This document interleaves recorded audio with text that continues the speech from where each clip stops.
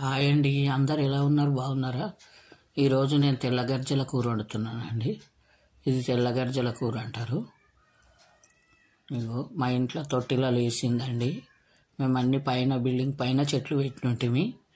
ఇగో చెట్లలో లేచిందండి. ఇది తెల్లగర్జల కూర. తెల్లగర్జల కూర అంటారు, పునర్నవ అంటారు దీన్ని.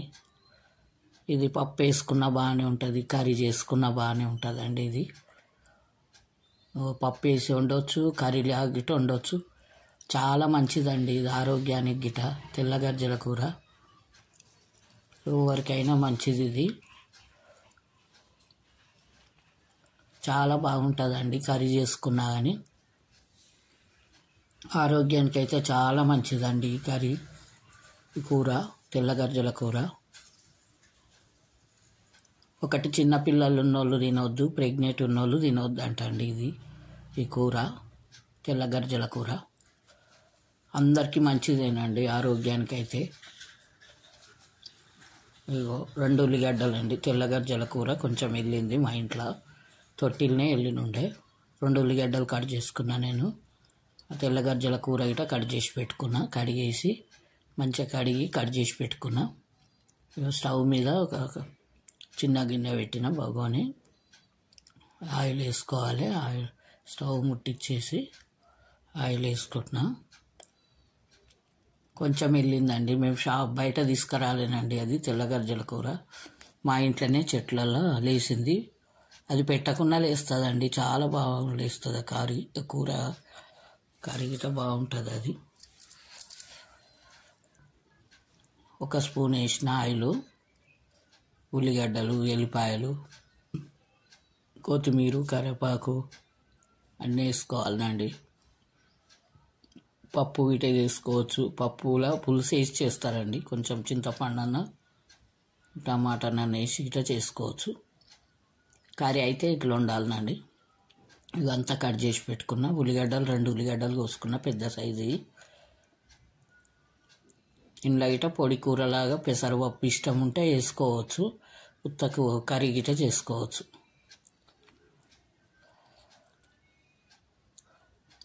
ఉల్లిగడ్డలు వేసుకున్నా. ఉల్లిగడ్డలు బాగా గోలాలండి. పునర్నవ అంటే మళ్ళా జన్మనిచ్చినట్టు అంటానండి. అది చాలా మంచిదండి. మీరు గిట్ట యూట్యూబ్లో కొట్టి చూడండి. తెల్లగర్జల కూర అంటే ఏమిటికి పనిస్తాయో అన్నిటికీ ఎముకల కాడికి వచ్చి మంచిగా ఉంటాయంటానండి. ఎముకలు గిట్ట గట్టిగా ఉంటాయంట. చాలా మంచిదని చెప్తుర్రు ఇది తెల్లగర్జల కూర. నాకు గిట్ట తెలిసే కానీ చిన్నప్పటి సంది తినేవాళ్ళమండి. మా నాన్నమ్మ వండి పెట్టేది ఇది తెల్లగర్జల కూర.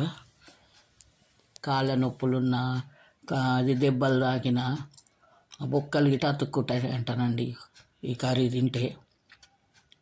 కంటి చూపుకు అన్నిటికీ మంచిదటనండి ఇది తెల్లగర్జల కూర. ఆయుర్వేదంలో పునర్నవ అంటారు దాన్ని. ఉల్లిగడ్డలు బాగా గోలాలనండి. ఉల్లిగడ్డలు గోలినాక ఎల్లిపాయలు వేసుకోవాలి. ఎల్లిపాయలు వేసుకొని ఇట కొంచెం అల్లం ఎల్లిగడ్డ వేసుకుంటే ఇట బాగానే ఉంటుంది. నేను ఎల్లిపాయలు వేస్తా, కొంచెం అంత అల్లం ఎల్లిగడ్డ గిట్ట వేస్తా. చాలా బాగుంటుందండి కర్రీ ఇది.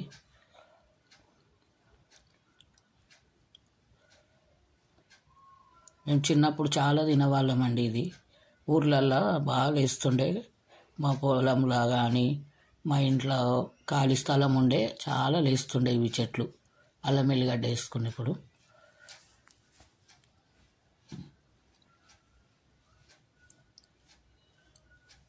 తెల్లగర్జల కూర కుప్పెంటాకు అని గిట్ట ఉంటుందండి. అది గిట్ట చట్నీ చేసేది మా నాన్నమ్మ. చాలా బాగుంటుండేనండి కుప్పెంటాకు గిట్ట. ఇంకో కరివేపాకు వేసుకుంటూ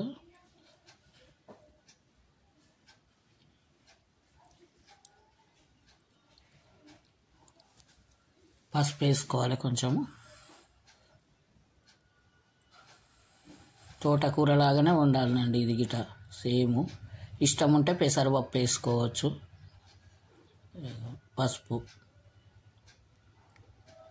నేను కర్రీ లాగానే చేసినానండి. కొంచెం అయినా కానీ చాలా మంచిదట ఇది ఆరోగ్యానికి గిట అని అట్లా మా నాన్నమ్మ చెప్పేది, చాలా మంచిది ఇది అని చెప్పేవాళ్ళు అప్పుడు. మనం పాలకూర పప్పులాగా వేసుకోవాలి, పప్పు వేసుకుంటే ఇట.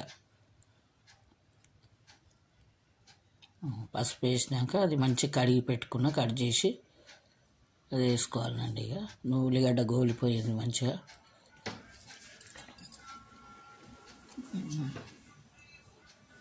ఉల్లిగడ్డ గోలినాక అది వేసేసుకోవాలి.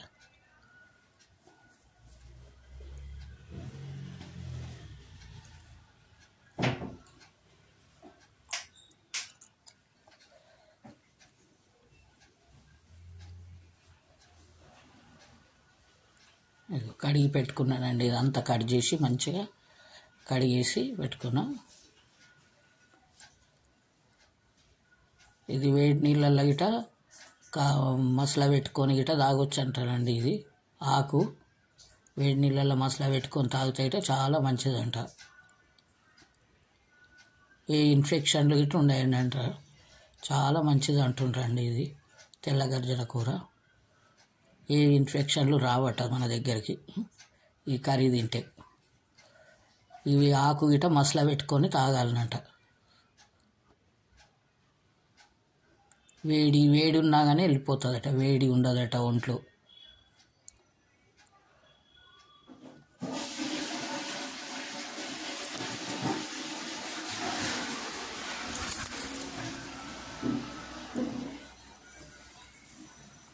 ఇది బాగా గోలాలండి. పచ్చిమిరపకాయలైనా వేసుకోవచ్చు, ఎండిన కారమైనా వేసుకోవచ్చు, బాగానే ఉంటుంది అట్లా వేసుకున్నా కానీ. పచ్చిమిరపకాయలు ఉంటే పచ్చిమిరపకాయలు వేస్తానండి. నేను పచ్చిమిరపకాయలు లేవని ఎండు కారమే వేసినట్టు. కొంచెం సాల్ట్ వేసుకోవాలి ఉడికేదాకా.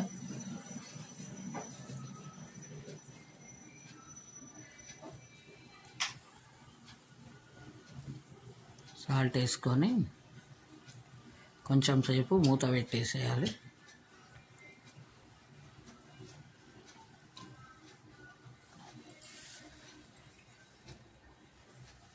కొద్దిసేపు ఉడికినాక కారం వేసుకోవాలి. నేను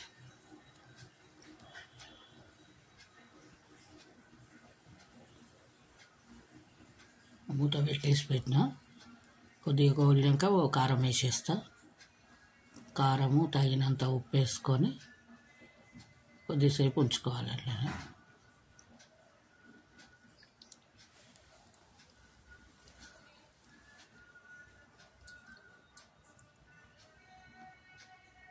చిన్నగా పెట్టుకోవాలండి, మంట సిమ్లో పెట్టుకొని చేయాలి, మంచిగా గోలుతుంది.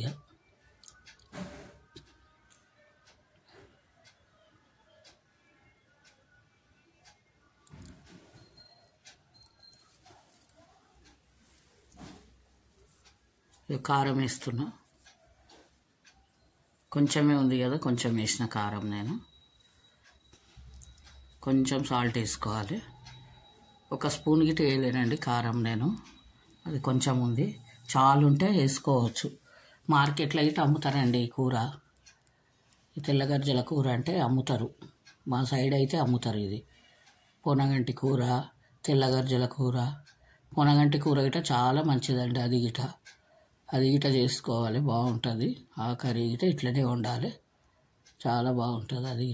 అది గిట్ట కంటి చూపు చాలా మంచిదండి. పొనగంటి కూర గిట్ట అది గిట్ట బాగానే తింటామండి మేము. అది గోంగూర, పొనగంటి కూర.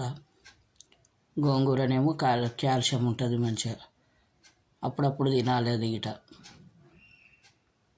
ఇక రెడీ అండి, అయిపోతుంది. కొంచెం కొద్దిసేపు ఉప్పు కారం వేసినాక మూత పెట్టేసి అయిపోయిందండి. ఇప్పుడు తెల్లగర్జల కూర లాస్ట్లో కొత్తిమీర వేసి పెట్టేసిన. నేను ఈరోజు నల్ల బియ్యం వండింది ఉంటున్నాండి. నల్ల బియ్యము 1 గంట సేపు నానబెట్టి వండిన. ఇక రెడీ అయ్యిందండి. నల్ల బియ్యం వండినాం మా ఇంట్లో. అది షుగర్కి గిట్ట మంచిదని చెప్పారు, బీపీ షుగర్ రాదట. అందులో వేసుకొని తిన్నానండి నేను. నల్ల బియ్యం వండుకున్నా, అది చాలా కాస్ట్లీ అంటే నల్ల బియ్యము. రెడ్గా అవుతుందండి అన్నం, అది నల్ల బియ్యం. ఆర్గానిక్ అన్నట్టు మా కూతురు వాళ్ళు పండిస్తారు ఆ బియ్యము, పొలంలో పండించారు. అది బీపీ షుగరు కంట్రోల్ చేస్తుందట. నేను ఇప్పుడు నల్ల బియ్యమే తింటున్నానండి. నచ్చితే లైక్ చేయండి, షేర్ చేయండి, సబ్స్క్రైబ్ చేసుకోండి. ఇక తెల్ల గర్జల కూర వేసుకొని నల్ల బియ్యంలో తింటున్నా. ఇది ఎవరికైనా మంచిది. అది గిట పెడతానండి యూట్యూబ్లో. నల్ల బియ్యము రైసు చాలా కాస్ట్లీ ఉంటాయండి ఆ బియ్యము, కానీ ఆరోగ్యానికి చాలా మంచివి అండి. నల్ల బియ్యం రెడ్గా అవుతాయండి పట్టించినాక. ఒడ్లు నల్లగా ఉంటాయి ఫస్ట్, అవి పట్టించినాక బియ్యం ఎర్రగా వస్తాయి.